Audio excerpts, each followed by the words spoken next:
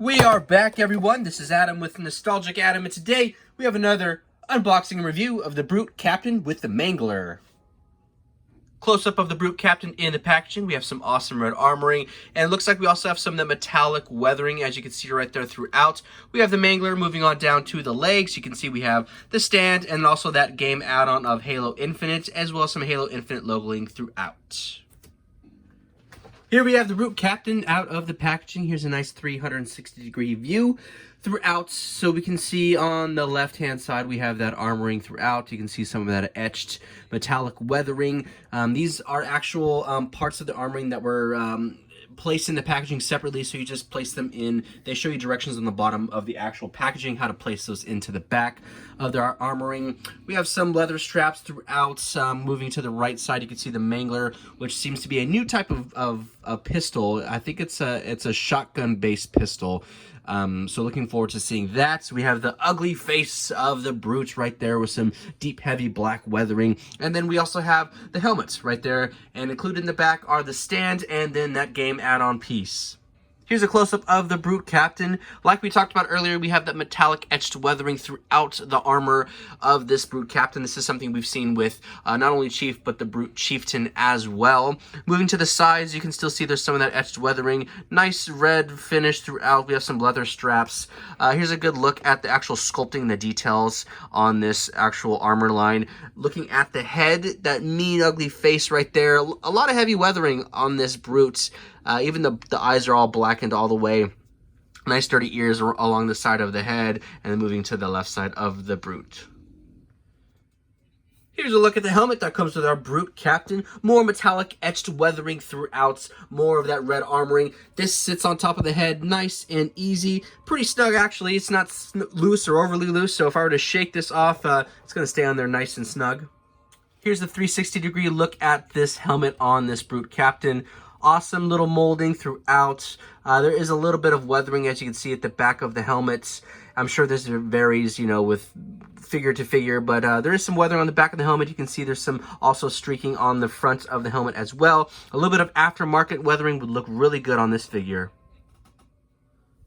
The other accessories included with this Brute Captain are that game add-on piece that we have seen with the other 375-inch individual figures. We have another stand and the Mangler. Now, as far as the game add-on piece goes, I haven't uploaded any of them yet, but from what I've seen and understand, you get a type of skin or maybe like an armoring or some sort of appeal type of perk to either your Spartan or to your actual weaponry.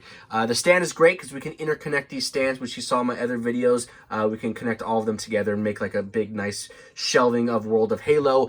As for the Mangler itself, it is a newer type of gun. It's a pistol type of weapon. What we saw in the leaked gameplay, it seems to shoot out some sort of gauged shell, so kind of like a pistolized shotgun. It's lacking a little bit of paint detail throughout. It does have a nice metallic sheen, but for the sculpt, I anticipated maybe a little bit more paint details on it. It has that gold type of leather strapping right there, which looks pretty good, but a little bit more paint application would have been nice. Let's go over the articulation of this Brute Captain. Now, if you saw my Brute Chieftain video, the articulation should be roughly the same from what I anticipate. A lot of great articulation. So let's get right into that. Take off the helmets. Let's start with the legs. We have ball and socket joints here. So we can go lateral about that far. So I got some big old quads right there that prevent us from going out super far.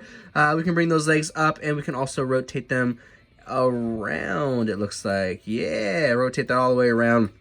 So, just like the rest of the figures, we have the internal socket right in here. So, from the inner top part of the thigh, we can have rotation here. This rotation goes all the way around, which is awesome. Double jointed knees, so we can bring these knees back pretty far, considering how big this Brute is, how big these legs and armoring is throughout. So that's about as far back as those will go. And then as far as the foot might be a little stiff, so I'll have to maybe put it in some hot water.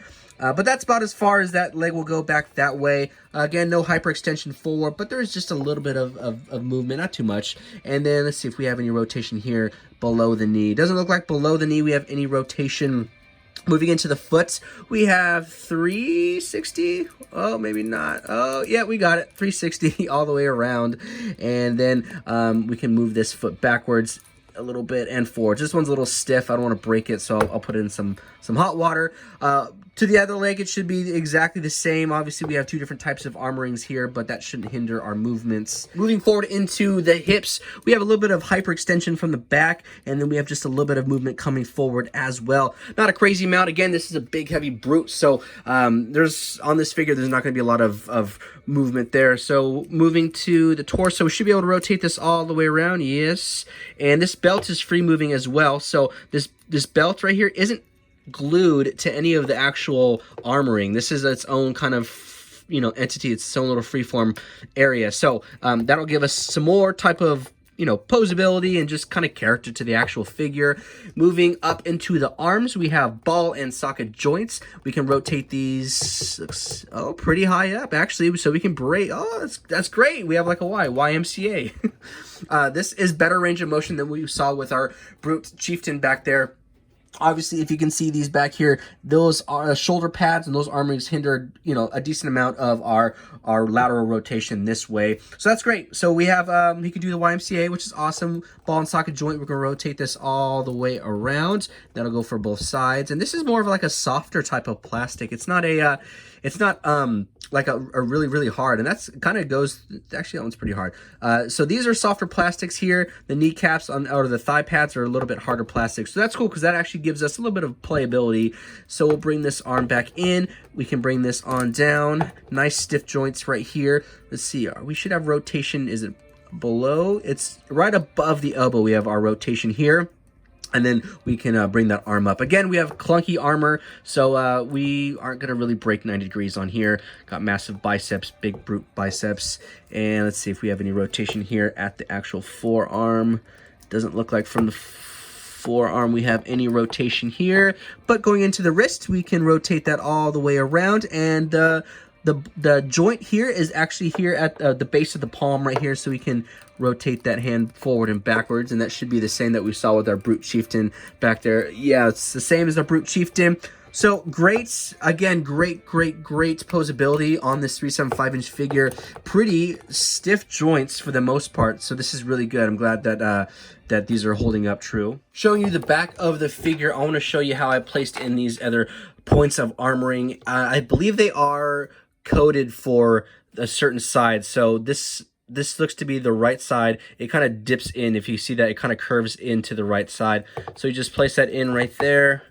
Sits in there pretty well. Doesn't actually sit loose. So that's great. And then same thing on this side. There's no clicking. These are, again, a softer type of plastic. So they sit in there and they just sit in there nice and snug. They're not flying out or anything like that. Looking at the head's articulation, it should be the same of what we've seen with the rest of our figure lines. I don't see anything really being different, especially with the brute chieftain back there. So we have moving the chin down, forward, coming back, not a whole lot of hyperextension, big old neck, big old traps right here, maybe poor posture on the brute side. Rotation should be all the way around, yeah, all the way around, exorcism, and you can see there's some nice weathering and molding throughout. Overall, mean, ugly looking brutes. I wish the eyes were maybe colored a little bit more, but overall, he looks mean and gritty, and when the helmet is on, you can't really tell any difference. You just know that this brute's coming after you. Here's a quick pose of the brute captain. I went with more of a kneeling type of position to kind of show off that double knee articulation there. Wicked Cool Toys did a fantastic job on that articulation, especially that this kneecap is exposed and it's up. I've seen a lot of other type of figures where when you have that break and bend in the knee, and a lot of times it's just a single joint, when you have that bend and break in the knee right there, you just have these lines right there. You see the lines where the joints connect, and those are exposed and they look really tacky. But here we have an actual kneecap, and that looks clean. I also went with a needler in the left hand to showcase that these brutes can actually hold other alien type of weapons. And then obviously we have the Mangler in the right hand. As with every figure in this Wicked Cool Toys line, they come with a peg hole at the bottom of their feet, and those are used for these stands. All we have to do is there's 2 pegs on this stand. You can place 1 peg on there, you can place, or 1 foot on there, or you can place both on there. I like to do a little bit of a combination of both. I'll do maybe like 1 leg on, 1 leg off, and it looks really clean. It kind of looks like he's stepping up onto something. These stands are awesome. Again, you can interconnect these stands, and it'll look like really, really nice and clean displayed on a shelf. Now let's look at a compare and contrast of this figure with others in this line. So we'll do Chief, we'll do a Marine, we'll do a Grunt, and then we'll also do the Brute Chieftain as well. Maybe just a few other figures that aren't in this line. So, with these three, the Brute's Captain stands tall at about 5.25 inches, and Chief is 4.75, and then the Marine should be right on the dot at 3.75, right? Yep, right there. So the Brute Captain matches up pretty well against them. Again, it is extremely accurate what they've done. The Brutes are definitely these bigger beasts and, you know, tower over Chief. So let's take these two out. Let's also put in a Grunt. Grunts are actually pretty tall. They're pretty beastly types of aliens that are in this Halo franchise. Let's do a McFarlane 5-inch Halo figure. Okay, the Grunt is standing tall at about about 4 inches tall, and that is a 5-inch McFarlane figure. Let's take those out. Let's put in a 3 3/4 inch Clone Trooper. This is a vintage collection Star Wars Clone Trooper. He's not standing up too well. Let's just place him right there. Again, towering over that Clone Trooper, it's no chance in my opinion. And then let's do something a little bit more modern. Let's do, this is the latest Wolverine Marvel Legends that they released. This is a 6-inch figure. And again, now we're getting into a different figure line. Obviously, this is 6-inch, but 3 3/4 inch, and that's kind of how it scales up against a 6-inch figure. Next, let's do the Brute Chieftain standing next to the Brute Captain. They should be roughly the same size in general. I mean, they are both brutes, and they are both a relatively similar sculpt and mold. I mean, obviously, the armoring is different between the two, but the Brute Chieftain stands at about 5 3/4 inches, and then what do we say for the Captain? Captain stands about 5.5. Yeah, about 5.5 inches. But taking off these headdresses to see how they look, they should stand pretty similar. Let's move them up, stand them up nice and tall, and they look pretty identical in size, which I mean obviously they should be. So we're about what, 5 1/4 and about 5 1/4. So they both match up. No real big differences there.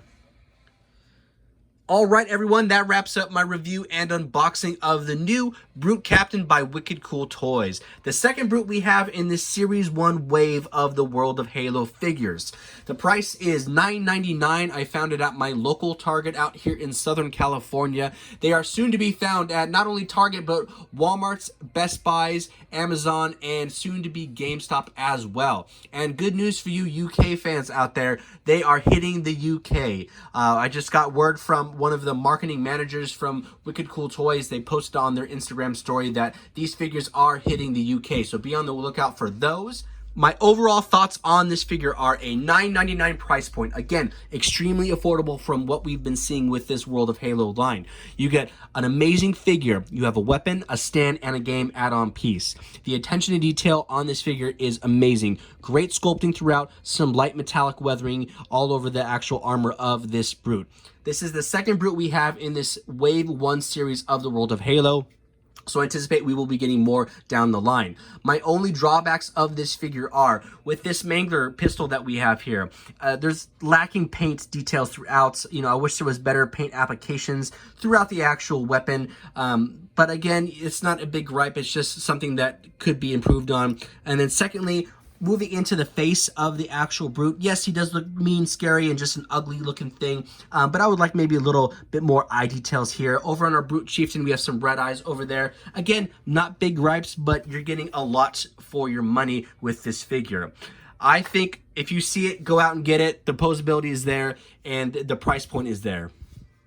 Thanks so much, everyone who watched this video. Let me know down below what you think of this Brute Captain. If you have it, if you're looking for it, I think it's a home run. I think if you like this Halo line, you're going to love this Brute Captain as well. He goes really well with the Brute Chieftain, and it should be hitting Walmart's and Best Buys as well as Amazon very shortly. Look for it in your local Targets. Other than that, guys, thank you so much for watching this video. Be sure to check me out on Instagram. My name is Nostalgic Adam, all one word, where I do toy reviews, toy videos, toy hunts, and all things toy related. And I will see y'all in the next video.